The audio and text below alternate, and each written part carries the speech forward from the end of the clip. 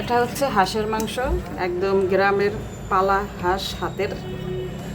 আর হাঁসের মাংসটা আমরা গ্রামে নারিকেল দিয়ে ভুনা খাই। নারিকেল নিয়েছি, এই নারিকেল কুড়াইয়া তারপরে ব্লেন্ডার করব, তারপরে হাঁসের মাংস দিয়ে ভুনা করব। পুরো ভিডিওটা দেখুন। হাঁসের মাংস রান্না করার জন্য এখানে গরম মশলা দিয়েছি, আর এখানে দিয়ে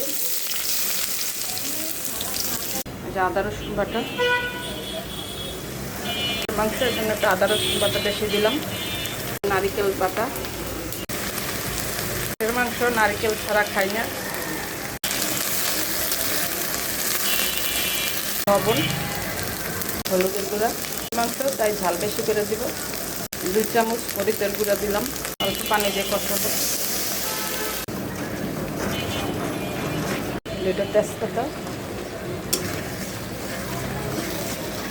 হাঁসের মাংসের মশলা এজন্য ভালো করে কষিয়ে নিয়েছি।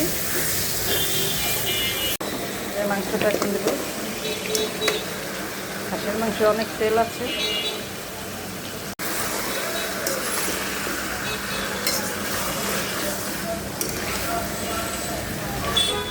এই যে পটলটাকে এখানে ভাজতেছি।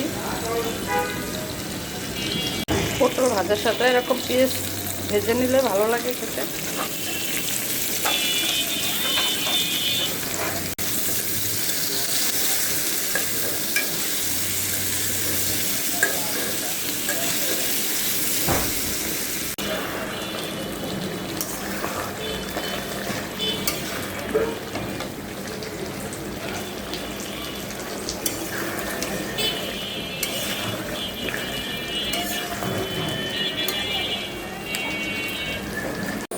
পোলাও রান্না করার জন্য এখানে পেঁয়াজ দিয়েছি।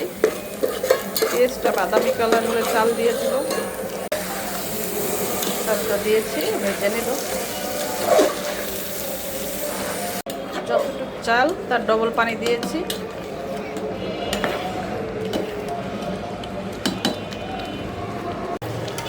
হাঁসের মাংসটা এখন হয়ে গেল। 2 ঘন্টা জাল দিয়েছি, একদম গরুর মাংসের মতো শক্ত।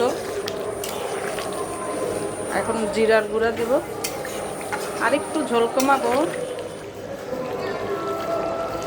যে ভাজা জিরা, তারপরে এখানে আছে মেথি, রাঁধুনি ভাজা গুঁড়া করা। হয়ে গেল নারিকেল দিয়ে দেশি হাঁসের মাংস রান্নাটা। এটা দেশি পাতি হাঁস ছিল, পোলাও দিয়ে খাওয়া হবে।